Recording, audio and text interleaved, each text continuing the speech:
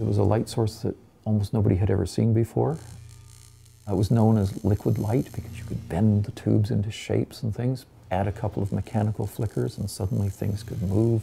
People were just sort of stunned by the stuff.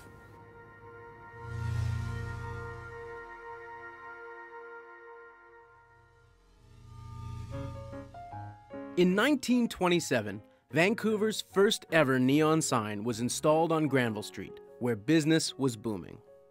The neon that started it all in Vancouver still presides over Granville today.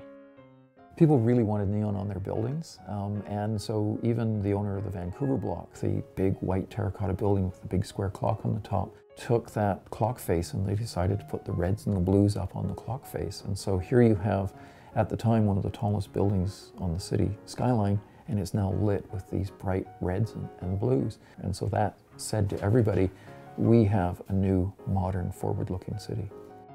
Once the first neon arrived on the Vancouver block, business owners across the city were crazy about neon, and so was the general public. Neon signs were popping up in huge numbers across the city. Downtown, Granville Street was a kaleidoscope of exciting new neon signs. When I was coming downtown to play at the Hotel Vancouver regularly, that was the beginning of the buildup of neon in Granville. I found it very interesting, the imagination that these designers had. Every neon sign was different. The theaters, obviously, were the key points, the Orpheum, the Capitol, and the Vogue. They set the tone, those theater signs, and the signs had show business written all over them. Granville Street's Theater Row cemented the Strip as the heart of downtown by the 1940s. Absolutely, Granville, you're going downtown, you weren't going anywhere else. If you came downtown, you were going to Granville Street. I mean, you'd come down, you'd walk along and you'd see people you knew. You see them, they're here on Granville Street, out of their homes. They're going into the cafes with the beautiful neon signs. They're going into the theaters. By 1953, Vancouver glowed with an estimated 19,000 neon signs across the city. That was at least one sign for every 18 residents. In many ways, the white lunch signs are the spectaculars. These threw so much light on the street, and they were so big. They had the movement, they had the color, and it really summed up sort of the art of the sign designer. How do we get people to pay attention to the business that we're advertising?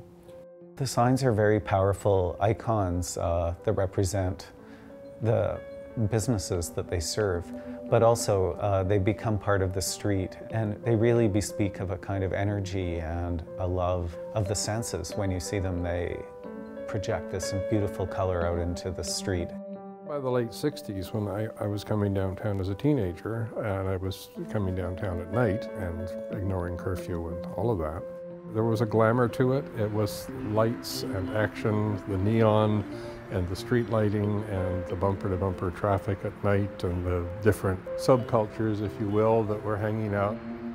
We loved it. It made, even though you had no money, just being able to walk the wet streets and sidewalks and see the light splashing all over made you feel rich and excited and as if you were really doing something. Human beings have these sensorial receptors, and things like neon signs feed directly into them. We respond viscerally to the kind of warmth and the energy that the tubes of light produce. And I think that they're very important elements in a city.